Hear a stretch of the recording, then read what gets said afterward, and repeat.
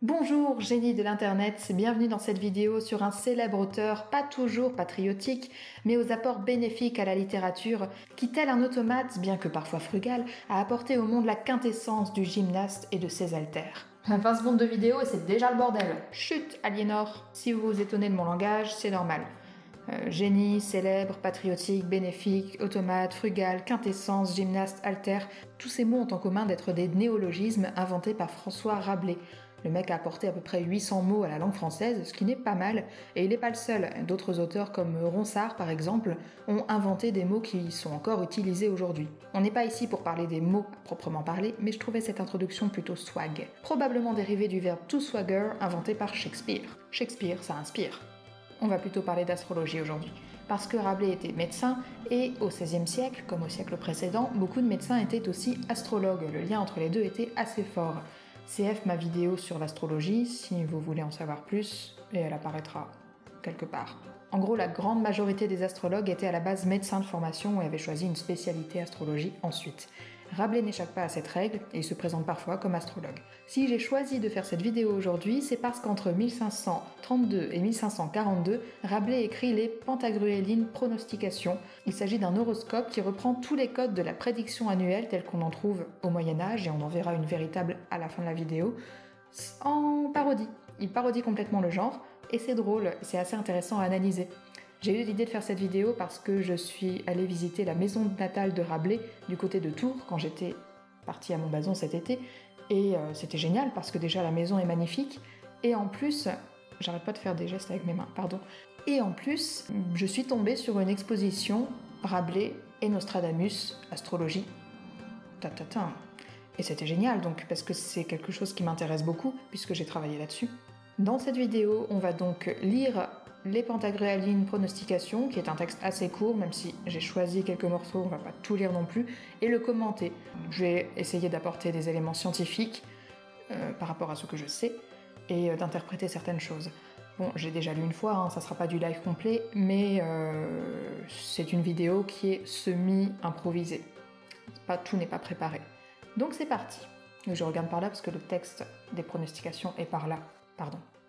Pantagruélines pronostications, certaines, véritables et infaillibles, pour l'an perpétuel, nouvellement composées au profit et avisement de gens étourdis et musards de nature, par maître Alcofribas, architriclin du dit Pantagruel. Alors déjà, il y a plusieurs choses à noter sur cette introduction. Il nous parle d'an perpétuel, ce qui est un peu idiot puisque les prédictions étaient des horoscopes annuels, basés pour un an, par rapport à la position des étoiles sur un an. Une prédiction perpétuelle n'est pas possible en astrologie. Il nous explique aussi que cette prédiction est faite au profit des gens étourdis et musards de nature, ce qui entre aussi en contradiction avec les vraies prédictions annuelles qui, elles, étaient faites au profit de rois, de princes, de ducs, et donc pas du tout les premiers pécores venus. Ensuite, il nous dit que cette prédiction a été faite par maître Alcofribas, et là le choix du nom est intéressant aussi parce que ça nous vient des noms arabes.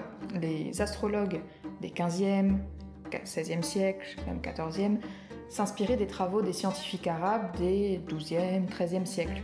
Et comme en Europe occidentale on francisait les noms des auteurs arabes, on se retrouve avec des scientifiques qui s'appelaient par exemple Al-Boumazar, ça c'est un vrai astrologue arabe. Et donc là il a choisi de parodier ça en l'appelant Alcofribas, qui est une petite référence à des vrais scientifiques arabes. Et enfin ce maître Alcofribas est décrit comme l'architriclin de Pantagruel, et architriclin en fait c'est le mec qui organise les festins. Ça n'a rien à voir avec l'astrologie. Du nombre d'or non dicitur, je n'en trouve point cette année quelques calculations que j'en ai faites, passons outre. Verte folium. Alors le nombre d'or, en astrologie, il a une signification, c'est le rang d'une année dans le cycle de Méton. C'est un cycle qui comporte 19 années et qui est basé sur le cycle solaire et lunaire. Donc ça n'a rien à voir avec le nombre d'or mathématique, c'est vraiment un nombre spécifique à l'astrologie. Par contre, c'est pas quelque chose qui se calcule du coup, c'est le rang d'une année dans un cycle, donc ça se calcule pas. Donc là, ces calculs, c'est idiot, c'est complètement invraisemblable. Pourquoi il dit ça? Et donc Méton, c'est un mec, un astronome qui a vécu au 5e siècle avant Jésus-Christ. Un grec. Aux diseurs bénévoles, salut et paix en Jésus le Christ. Considérant infini abus être perpétré à cause d'un tas de pronostications de Louvain faites à l'ombre d'un verre de vin, je vous en ai présentement calculé une la plus sûre et véritable que fût vue, comme l'expérience vous le démontrera. Alors je fais un petit mélange quand je parle entre ancien et nouveau français, donc ne vous étonnez point. En tout cas ici il fait référence à l'université de Louvain, qui est une université d'où sortaient bon nombre d'astrologues, et d'autres métiers évidemment, mais c'était une université très importante au Moyen-Âge, en Belgique. Et donc dans les sources, dans les astrologues que j'ai pu consulter, il y avait pas mal qui sortaient de l'université de Louvain, dont un qui sortait de l'université de Louvain avant qu'elle ait été créée, ce qui est assez exceptionnel. Donc là en fait c'est une erreur dans les archives, mais voilà. C'était une université prestigieuse. Et là, il se moque de ces pauvres universitaires qui sont apparemment bourrés quand ils font leurs prédictions, et donc il considère qu'il va faire mieux qu'eux.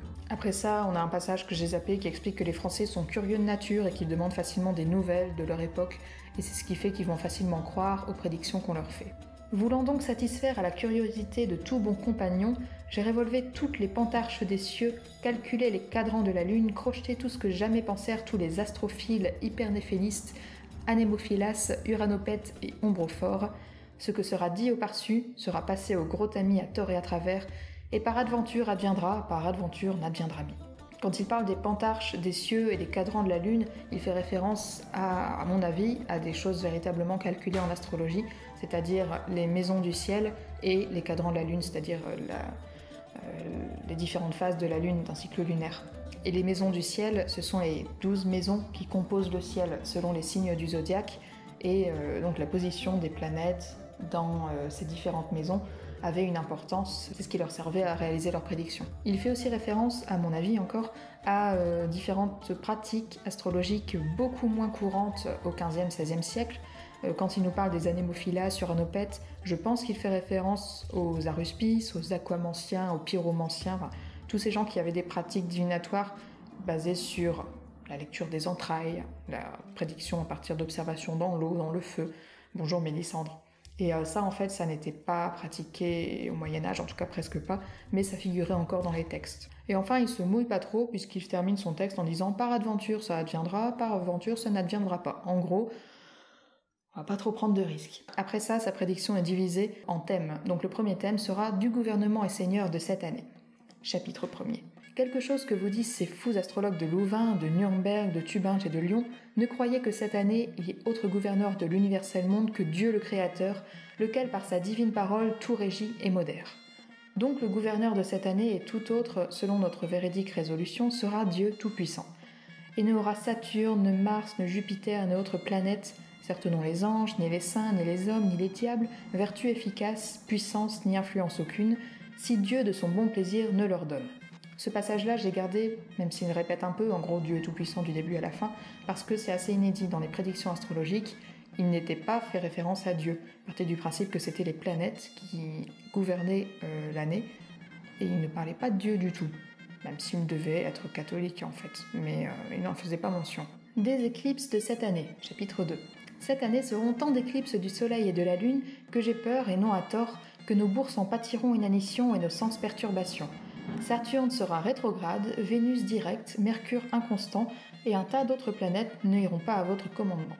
Il étudie les éclipses, même si des éclipses de cette année, il n'y avait pas 36 éclipses par an, mais bon, les éclipses étaient des événements qui étaient beaucoup étudiés par les astrologues, au même titre que les passages de comètes par exemple. Il invente des termes, Mercure rétrograde, etc., inconstant, qui font référence à des vrais termes astrologiques, mais encore une fois, c'est de la parodie ici. Donc pour cette année, les chancres iront de côté, les cordiers à reculons, les escabelles monteront sur les bancs, les broches sur les landiers et les bonnets sur les chapeaux, les coussins se trouveront au pied du lit, les couilles pendront à plusieurs par faute de gibecière, les puces seront noires pour la plus grande part, le lard fuira les pois en carême, le ventre ira devant, le cul se assoira le premier, l'on ne pourra trouver la fève au gâteau des rois, l'on ne rencontrera point d'as au flux, le dé ne dira point à souhait quoi qu'on le flatte, et ne viendra souvent la chance qu'on demande, les bêtes parleront en divers lieux. Donc j'aime ce passage parce qu'il est assez drôle, et surtout il est assez fidèle à ce qu'on trouve vraiment dans les prédictions, alors pas de manière aussi grossière, ni vraiment détaillée sur les puces, etc.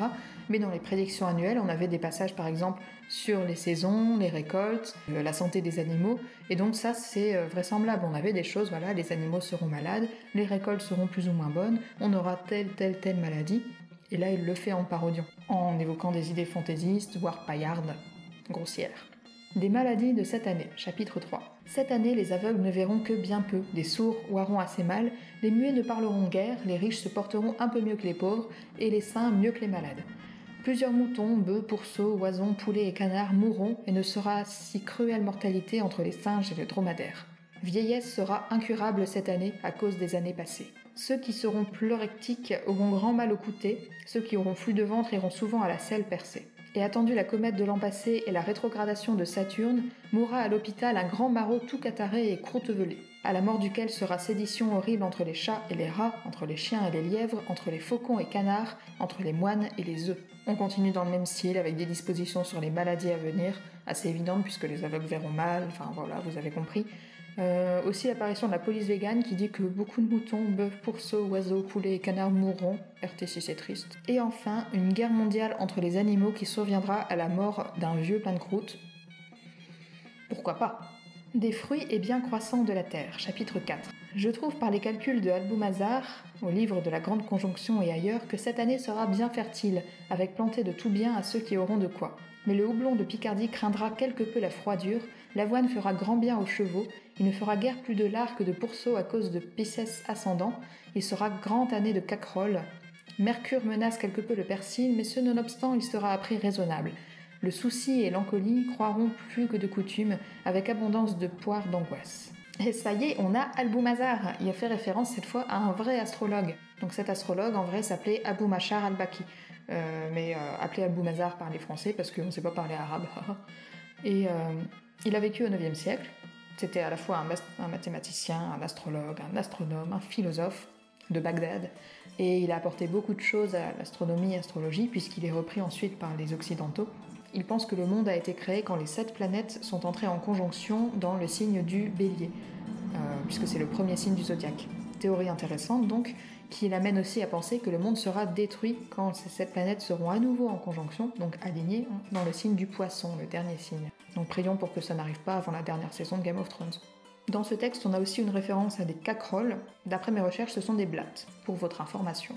De l'état d'aucune gens, chapitre 5.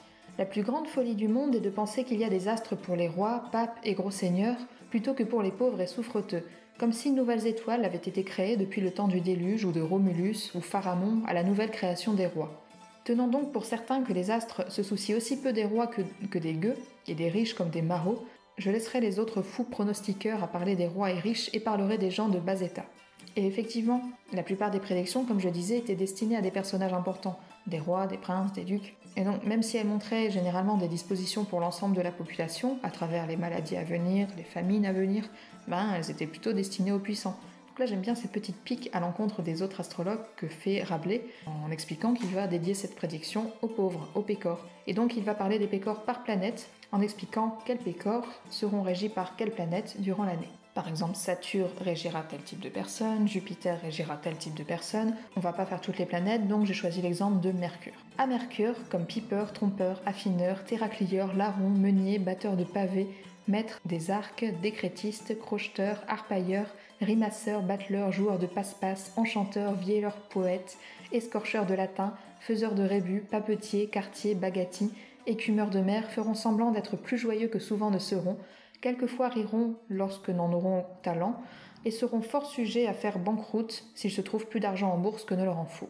Voilà, donc dans sa prédiction ici, chaque planète a son lot de métier, et ça c'est quelque chose qu'on ne retrouve pas trop dans les prédictions. Souvent, ils nous font des prédictions d'ordre général, comme on l'a vu jusqu'à présent, et ensuite par mois ou par saison, mais pas par planète. De l'état d'aucun pays, chapitre 6. Le noble royaume de France prospérera et triomphera cette année en tout plaisir et délices, tellement que les nations étranges volontiers s'y retireront. Il va falloir en construire des murs. Petits banquets, petits ébattements, mille joyeusetés se y feront, où un chacun en prendra un plaisir.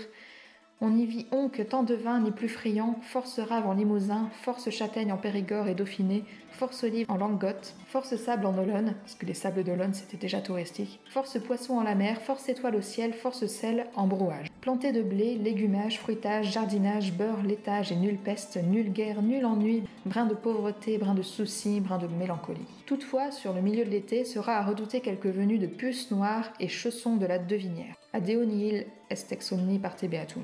Mais il les faudra brider à force de collations vespertines. Bon, on a compris l'ensemble du texte, c'est rigolo, on reste dans la parodie. Il fait référence à la devinière par contre qui est sa maison, la maison que j'ai visitée donc est sa maison natale. Et donc dans la devinière, ça va pas très bien se passer puisqu'on aura des puces noires et des chaussons. En même temps les chaussons c'est bien en hiver, au coin du feu. Italie, Roumanie, Naples, Sicile demeureront où elles étoient l'an passé. Espagne, Castille, Portugal, Aragon seront bien sujets à soudaines altérations et craindront de mourir bien fort, autant les jeunes que les vieux, et pourtant se tiendront chaudement et souvent compteront leurs écus s'ils en ont. Des 4 saisons de l'année, et premièrement du printemps, chapitre 6. En toute cette année ne sera qu'une lune, encore ne sera-t-elle point nouvelle, vous en êtes bien maris, vous autres qui ne croyez mi-Dieu, qui persécutez sa sainte et divine parole, ensemble ceux qui la maintiennent. Mais allez vous pendre, il ne sera autre lune que celle laquelle Dieu créa au commencement du monde, et laquelle par l'effet de sa dite sacrée parole a été établie au firmament pour luire et guider les hommes de nuit. En fait, le nombre de lunes en astrologie, ça fait référence au nombre de lunes pleines pendant l'année, sauf que lui le prend en sens littéral, le nombre de lunes. Donc évidemment, il n'y en aura qu'une. C'est ballot.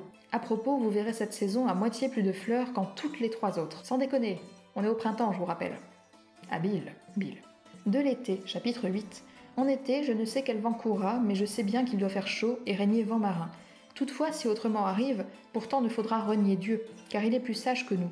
Et c'est trop mieux ce que nous est nécessaire que nous-mêmes, je vous en assure sur mon honneur. Quoique ait dit Ali et ses suppôts, beau fera se tenir joyeux et boire frais.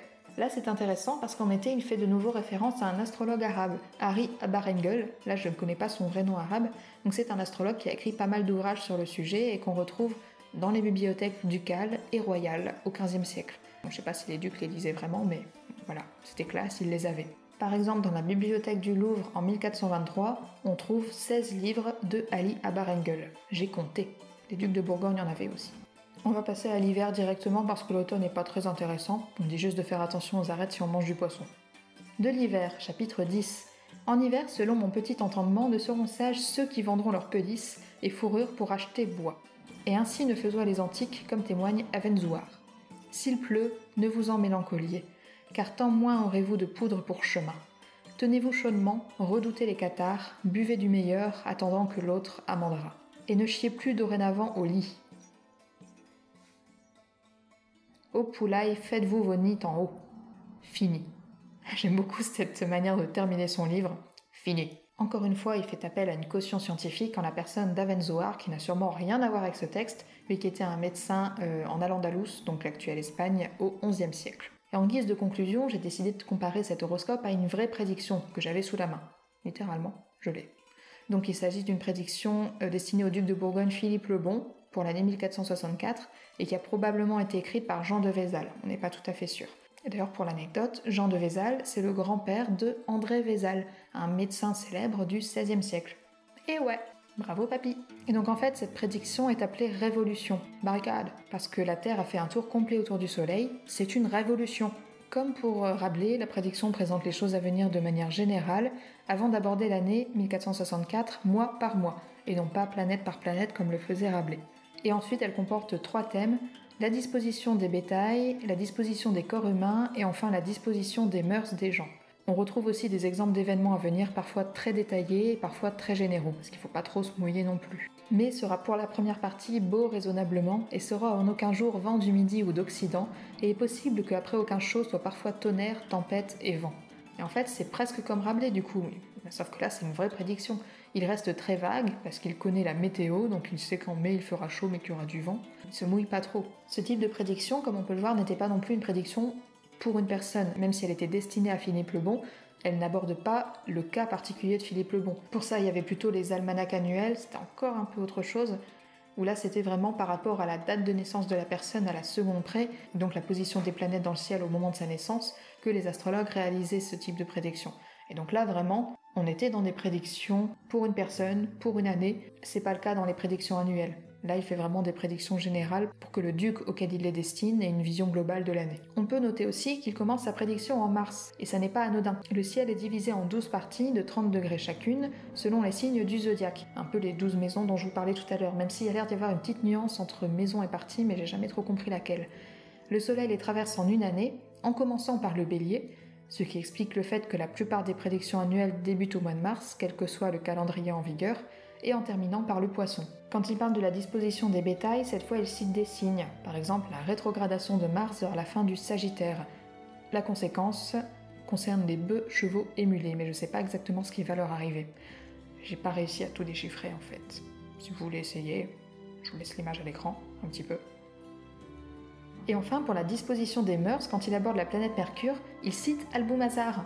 Encore lui, ça me fait tellement plaisir de le revoir. Donc si on compare les deux, l'œuvre de Rabelais est vraiment une satire, une parodie des prédictions, mais on voit bien que Rabelais connaissait parfaitement les codes des prédictions qui étaient réalisées un siècle plus tôt, et encore au XVIe, parce qu'il réutilise vraiment exactement ces mêmes codes en les parodiant. Ouais, j'espère que cette vidéo vous a plu, c'est une idée qui m'est venue quand j'ai découvert l'existence des Pantagruéline pronostications. J'ai pas lu de livre sur le sujet, j'ai vraiment fait juste à partir de mes connaissances, d'un petit peu de recherche, et j'ai trouvé ça agréable comme vidéo.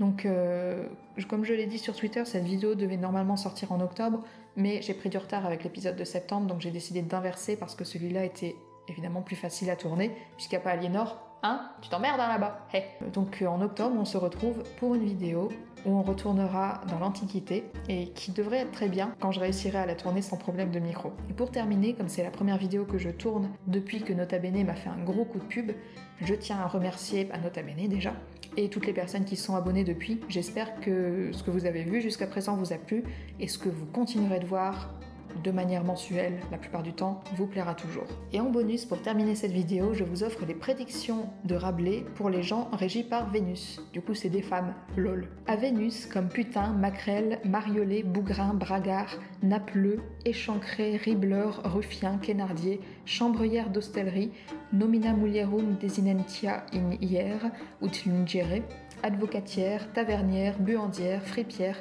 seront cette année en réputation, mais le soleil entrant en Cancer et autres signes se doivent garder de vérole, de chancre, de pisse chaude, poulain grené, etc.